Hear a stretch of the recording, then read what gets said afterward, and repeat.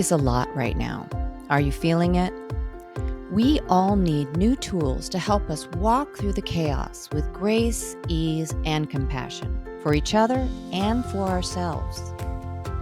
In this podcast, you'll hear from parents, educators, and other experts who can bring perspective to the monumental job of parenting. It's time to level up and be warriors for our kids and our communities. This is the Warrior Parent Podcast. I'm Marci Mitchell. And I'm Debbie DiManno. As parents, we understand that it really does take a village to raise our kids. We hope that this podcast serves to create and support that community for you. Join us as we discuss and practice our core tools, which are proven mind-body techniques that can be used by anyone to improve your life on a daily basis.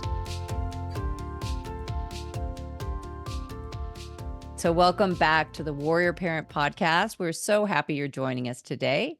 And today we are talking with Michelle Steiner. She is a paraeducator, a writer, photographer, and a woman living with an invisible disability. She has articles published in The Mighty, Nonverbal Learning Project, Dyscalculia Blog, The Reluctant Spoonie, Calopina Collective, Imagine the World as One magazine, and Word Gathering. Her photographs have been featured in Word Gathering Independent and Work Ready. She works as a paraeducator in a school with students with disabilities, and she lives in Pennsylvania with her husband and 2 cats. So thank you, Michelle. Well, Michelle, we're so grateful you're here with us this evening. We're on the West Coast, she's in the East Coast, so we're keeping her up on the East Coast time. But anyway, thank you so much for being here. I spent the weekend getting to know Michelle Steiner, and I so enjoyed getting to know you, reading about what you do, about your relationship and finding your husband, all kinds of beautiful things about you. But tell us a little bit about you. You have a disability, and I'm not going to try to pronounce that disability, but you call it the invisible disability. And I want you to explain to our audience what you mean by that and kind of where you've come from with your disabilities. Sure. Well, thank you both for having me. So, yeah, definitely. I have a learning disability, dyscalculia or dyscalculia, depending on how you pronounce it. And it's a math learning disability where I am not able to understand how numbers work. And I also have visual perception issues, but they are in my brain, not in my eyes. And I also have limited hand dexterity in both of my hands. Wow. Wow. That is a wild combination of things. And I imagine nobody just figured that out when, you were 3 or 4, right? Probably went through lots of testing and processes for all of that. So tell us about growing up and finding all these things out about yourself, right? A lot of that, because you can't see my disability, it's invisible. And my parents, whenever I went to school, they thought, okay, we have a quote unquote normal child, and school was really difficult for me. My kindergarten teacher could see that I was really struggling with counting, tying my shoes, catching a ball. I remember dot-to-dot pages were really difficult. And she recommended that I get tested for having a learning disability. And it was also amazing because my preschool teacher could pick up on that as well. But they didn't have early intervention services as we do now, or having like specialized preschools. So my parents sent me off to school. And whenever my teacher found that, I got tested for having a learning disability. And it was really no surprise to anybody that I had one, except maybe my family. I think they were a little surprised. And whenever what point did they figure that out, that you did have it? Because it sounds like it didn't happen the first testing. Right. Well, we didn't test in preschool at that point. The teacher could see something was going on, but she didn't do any testing. They didn't have a lot of the services. Right. So okay. Went right into kindergarten, and the teacher found out or was seeing signs, and yeah, I got tested, and they had a meeting with my parents. And when they diagnosed me with a learning disability, it was more of a blanket term. They Yeah. knew I Yeah. wasn't going to be a mathematician when I was 5 years old, Yes. but And they sometimes kids are just late bloomers too, right? They true. just pick things up later and in that sort of thing. So it's hard to tell when a child is growing, right? Mhm. Because they're also different. Right, exactly. It can be really tough to tell that. Mm-hmm. But I can remember my dad was telling me that the school psychologist, excuse me, was going through everything with my dad. And he said, "Your daughter will never understand how numbers work." And my dad understands that. And I can remember him telling me, "Oh yeah, I was telling him 1 plus 1 will always be 2." And they were, and that was a process for them too. But they were really Yeah. supportive throughout Mm-hmm. everything. Hmm. I had to repeat kindergarten the following year Mm-hmm. in a different school in our district. It was still a public school. And I Mm-hmm. began to receive specialty services and accommodations at that point. Yeah, so you talk about that. So the special accommodations, my daughter, I think she Mm-hmm, was in third grade, second or third grade. mm-hmm, They thought she had an auditory thing. They thought she had like a lisp or something. And mm-hmm, so there was that. And then we kind of worked through that. And then she's always struggled with math and that sort of thing. But what she hated was that she would have to go to a different class and you go with all those kids and Hmm. then mm-hmm. you're a little bit, well, you're not like the cool kids, like you go with those kids and then next thing you know you're only playing with those kids. And so talk about that a little bit. Sure. I can definitely relate to everybody knowing that you went into learning support. I grew Hmm. up in a very small school district that was conservative, and a lot of them were really close knit and welcoming if you were one of them. And having a disability made me stand out, and not Mm. in a positive way with the Mm-hmm. Yeah. regular ed students. And it was also difficult for me to relate to some of the peers of learning support. A lot of them struggle with reading. Mm-hmm. Some had behavior issues and some really rough family backgrounds. So they Hmm. didn't think I was smart. And then my peers in regular ed didn't think I was either. And what the bullying really started whenever I was young. Mm. Mm-hmm. As a small child, it was okay, you're not my friend, or you're not invited to my birthday party, or I Right. don't want to play with you on the Yes. playground. And also part of that was I was an only child, so I was around adults a lot more. So that was really difficult for me to be Mm. around peers my own age. It Mm-hmm. got worse for me when I was a teenager, because during those years, the groups become more defined, Oh, yes. and I just didn't feel like I fit in anywhere within my school. Yeah. And thankfully, I did find a group in a school district just a little further away. It was kids that weren't in my district, and it was an arts group. And I finally found Mm. acceptance with hanging out with a lot of these people. They didn't know me, Um, and that really helped out with my self-esteem. And yes. then whenever they stopped meeting, I found an adult writing group with people just a couple years older than I was, and they got to see me grow as a writer and a person. And to this Mhm. day, we still meet once a month to Oh, share our writing. 20 oh, some years later, yeah, and we're in each other's lives, and that made a lot of a big difference.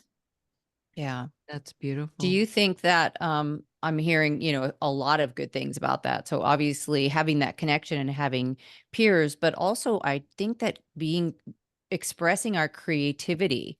So through the Mhm. writing and through the art and things, that can be such a wonderful tool for an adolescent, a youth, a teen struggling to find their Mhm. place. Did you feel like that writing had was almost like a tool for you, was a way for you to feel better, to find yourself? Yes, writing is what gave me my voice. It was the Yes. first thing that I found that I was good at, because as a young Mm. child going through school, and I felt that I wasn't good at anything, and the life was Mhm. always going to be difficult, and my life would just be perfect if I didn't have a disability, and I thought I couldn't do anything. Because Right. everything I did I wasn't successful at.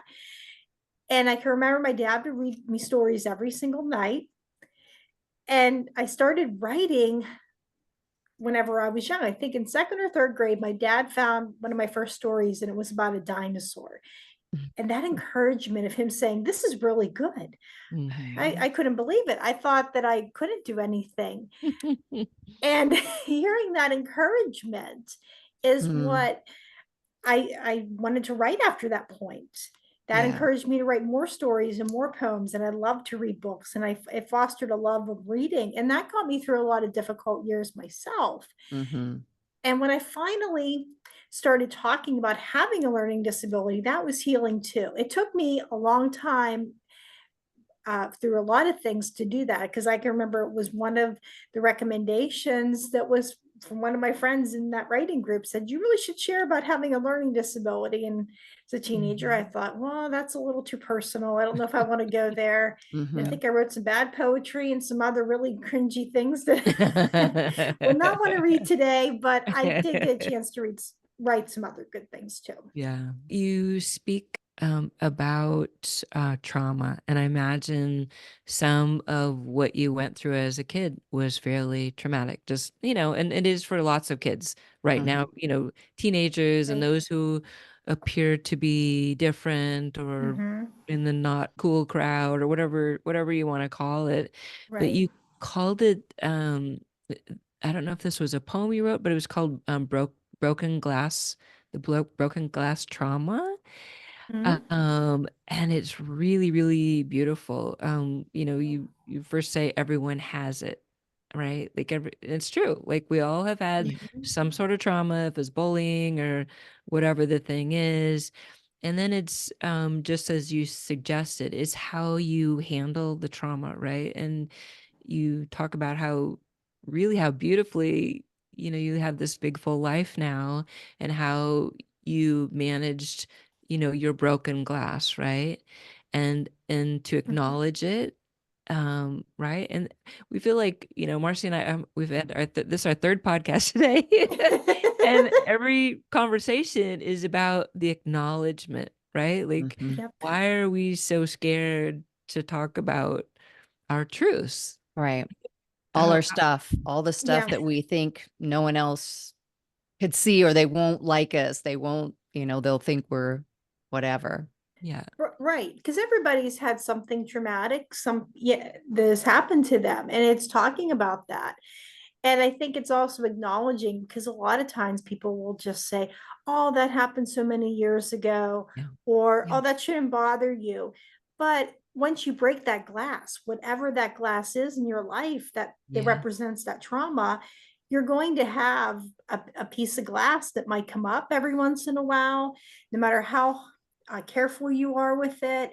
Hmm. And sometimes there's just pieces of that trauma that you have to just look at and be honest about, right, and just how you're going to let it with your life, right. and not re-injuring yourself with it too. That's another thing as well. Yeah, yeah, you talked Yes. about tending to it, right? So you could, maybe that piece of glass is stuck in your foot, and you Mm-hmm. could just let that fester for your Yep. whole life, because it will, Mm-hmm.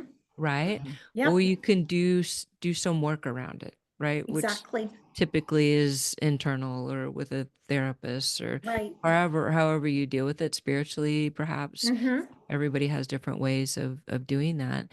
And then, essentially what you say is that people can truly be healed then in that sense, right?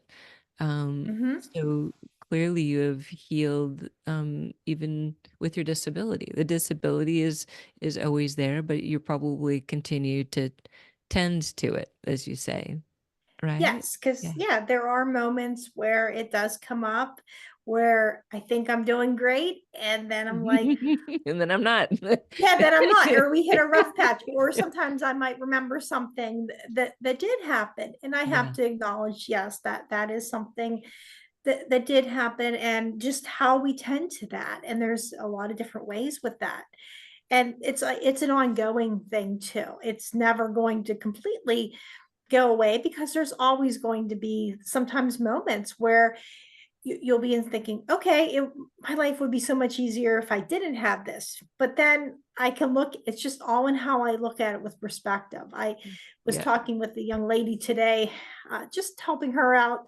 And she looked at me and she said, well, how do you know what this is like? She goes, you have an easy life. And Oh. without going into a lot of details, I about myself or her, I just said, well, I've had some rough patches, and I know some of the things that you're talking about and experiencing, and it's not always easy. Mm-hmm. And I don't know if I wouldn't have gone through some of the stuff that I did, I don't know if I would have the empathy to be able to work with my students that I see every Right. day. Right, right. We were having this conversation earlier with a teen coach, a parent coach, and she talked about just everybody just wants to be seen, or they want to Yep. be heard, right? Or Yep. they want to feel like They nobody matter. understands. Yeah, like they're the only person, right? Exactly. Yeah, they want to be seen, they want to be heard. And sometimes I might have a student, now they all know, do not ask me to help them with their math, or they'll soon find out. But sometimes the greatest things that I can do is I can go up to one that might just be struggling in the classroom, and it's just to sit next to them. And I can't solve what's going on, but I can sit there and I can be with them and try to bring some calm into the chaos. Yeah. You said that your parents really handled it well and were very supportive. My son was diagnosed Asperger's at the time, but so on the spectrum, but not so much that, you know, he was diagnosed earlier. So he was in fourth grade by the time he was diagnosed, and it's also a kind of what you call it, an invisible disability. With someone at Yes. that level, it's, you know, it's showing up in this awkwardness, and it's showing up in some, you know, certain things. Just he just can't look at things the way some other people. So it was very difficult for him in school too. But I wonder, what advice would you give to parents who are getting these diagnoses, or whose kids are struggling with these kinds of different disabilities, whether they be visible or invisible? What are some of um, the best ideas or best tips you can give for parents to help be supportive of their kids, and yet let them also walk their own path? I think the first thing is not to give up on their child. I know my parents didn't give up on me. Mm, They explained things in simple, age appropriate terms with me too, and they were honest mhm. about things. And I think Yes. that's important. But the Yeah. not giving up was so key as well.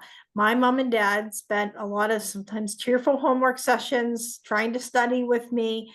Yeah. And they also had me be accountable. I had to go to school and take a test, even when we studied the information and they knew I wasn't going to do well on it. Or we would study and we thought, oh, you're going to get an A. And sometimes I didn't do good on that. It was Mhm. really difficult, but my parents made me be accountable for a lot of that. And I think Yeah. that's a big thing too. They saw that I was trying and that I Yeah. was doing my best. And I'd also tell parents to advocate for their child. My mom and dad, they were the ones that went to my IEP meetings whenever I was in Yes. school. Yeah. This was before students attended them. They would say, okay, you have an IEP meeting tomorrow. Is there anything that you want us to talk about at your meeting?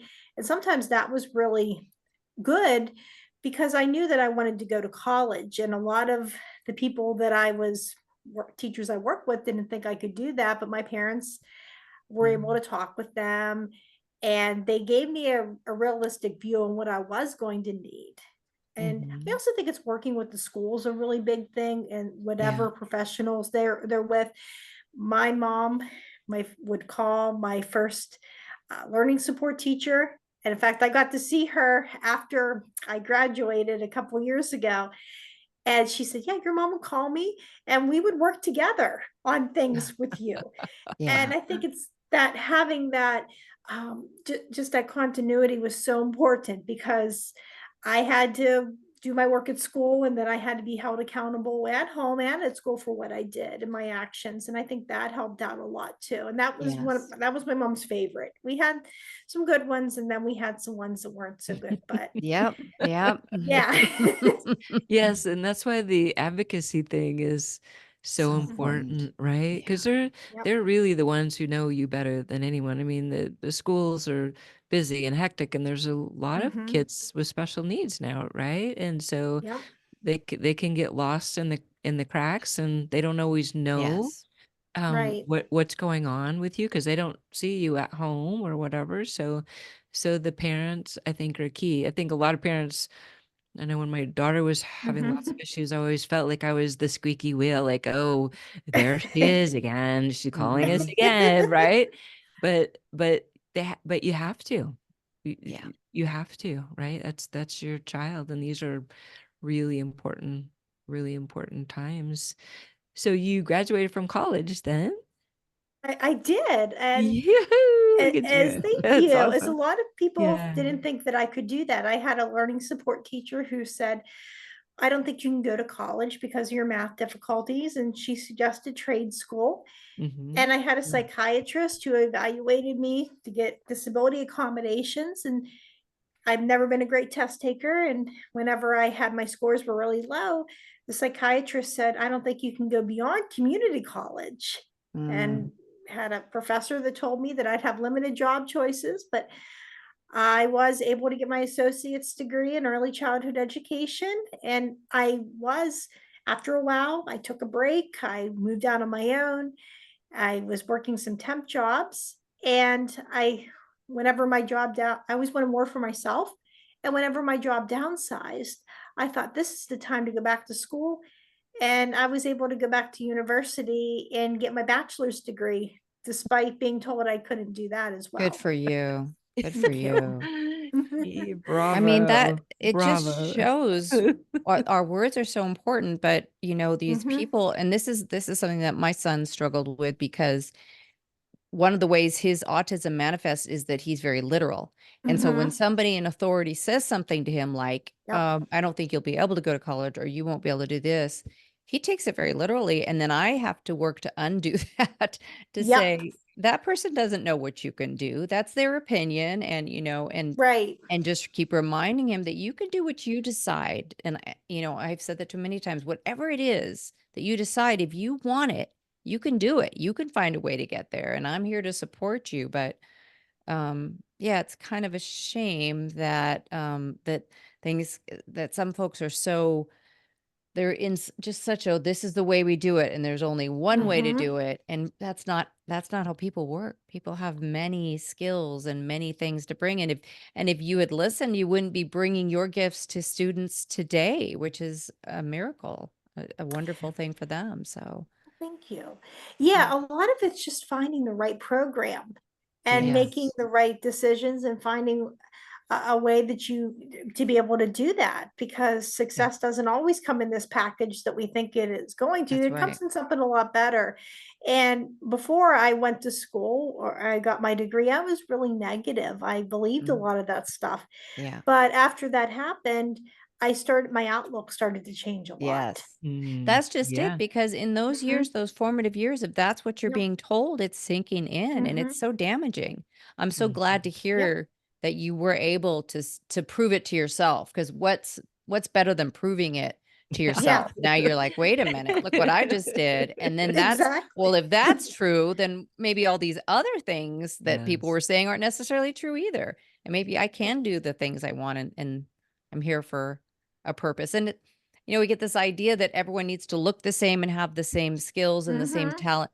That's not how it works. And that's not what the world needs. The world needs some people who are the doers, or who have the physical strength, and some have the intellect, and some have the heart. And, all of these things come together to support us as a community, as a society.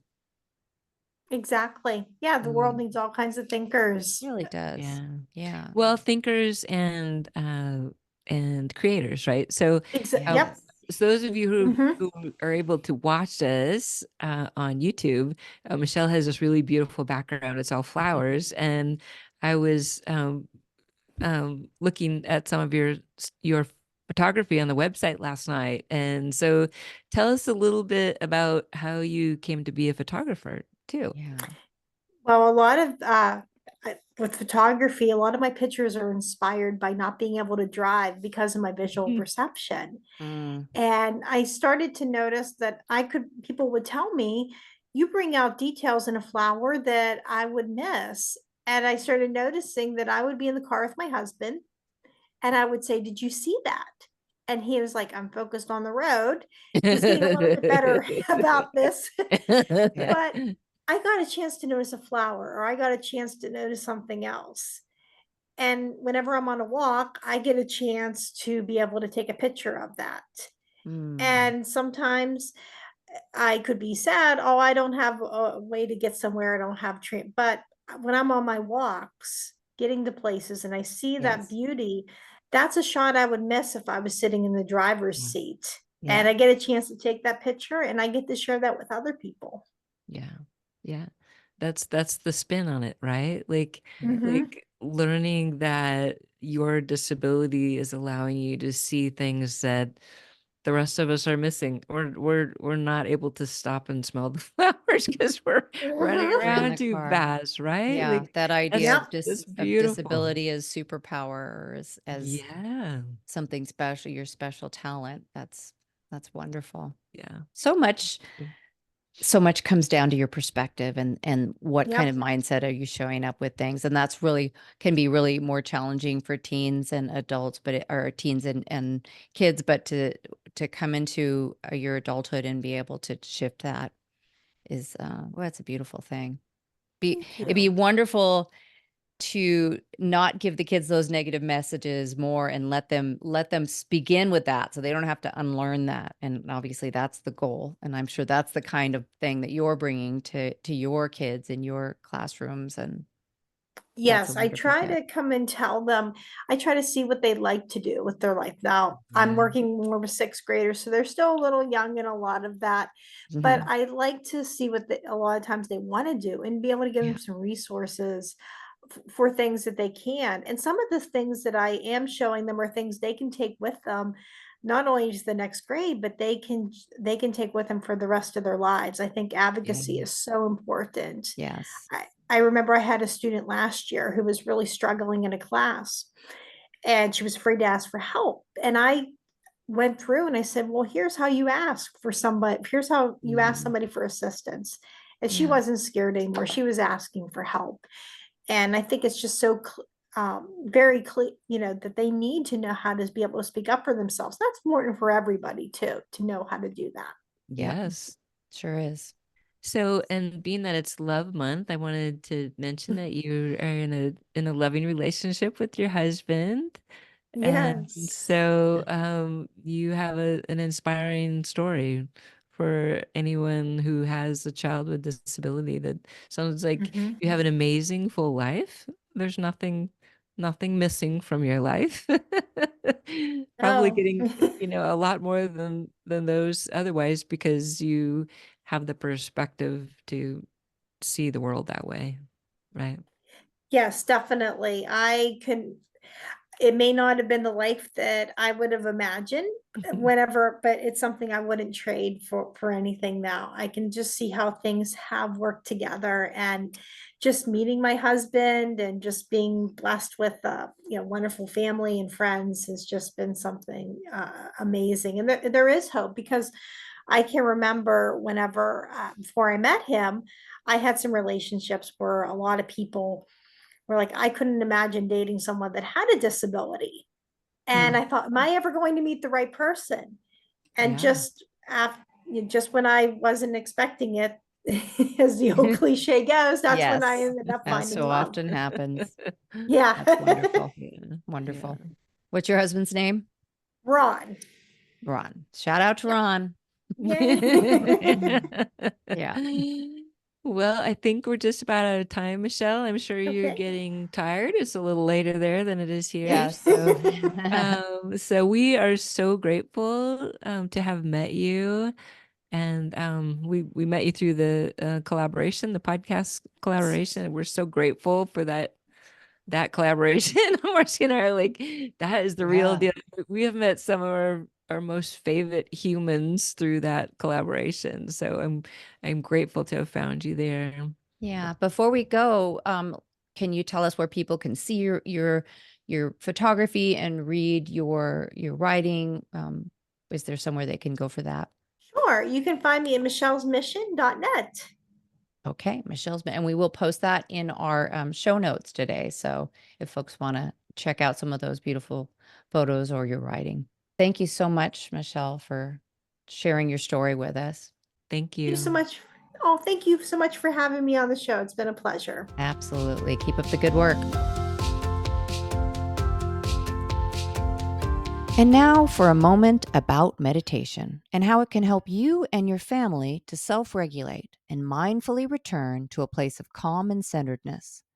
Our Cour Tools platform consists of a number of proven tools and techniques that are designed to reduce stress, anxiety, and overwhelm in spite of what's going on in your world. Meditation is just one of these powerful tools. And through a special partnership with Donna Appadoni, we have created a group of meditations available only on our platform and via Donna's own website. Here's Donna.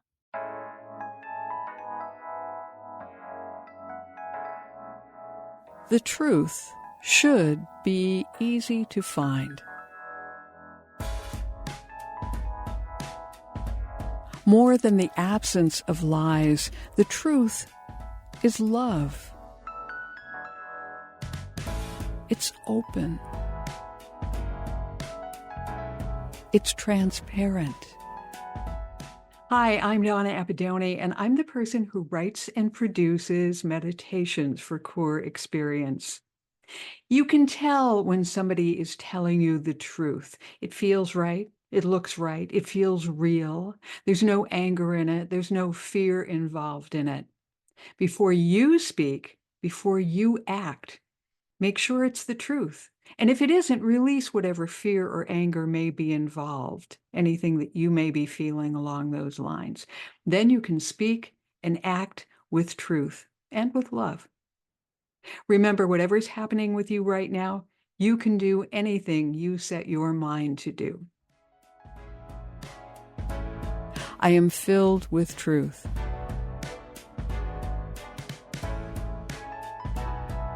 I am filled with love.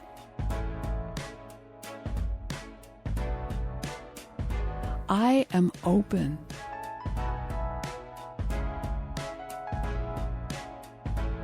I ask for nothing.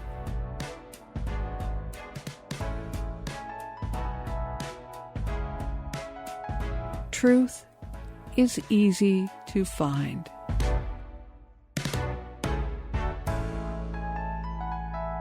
Donna's book, called Drive Time Meditations, is a collection of 183 of her purpose-driven motivators. Drive Time Meditations is available on Amazon. Thank you for listening to the Warrior Parent Podcast. You can find us at courexperience.org. Make sure you join us next week for another informative conversation to help you and your family show up mindfully, purposefully, and joyfully with each other and in your community. Our meditation segment is produced by Donna Appadoni with music from Scott Holmes. The full collection of meditations is in Donna's book, Drive Time Meditations, available on Amazon and at donnaappadoni.com. Thanks to Samuel Hale, LLC, for sponsoring this podcast. Technical and marketing support comes from Inspire Your Brand. Our podcast editor is Justin Beeden. Opinions expressed by guests do not necessarily reflect those of the hosts, producers, or financial supporters. I'm Debbie DiManno. And I'm Marci Mitchell. The Warrior Parent Podcast is a production of Cour Experience. If you resonate with the idea of creating a community to help support kids and families, won't you join us by following the podcast and sharing this episode? You can even write a review. It truly does take a village, and we appreciate you.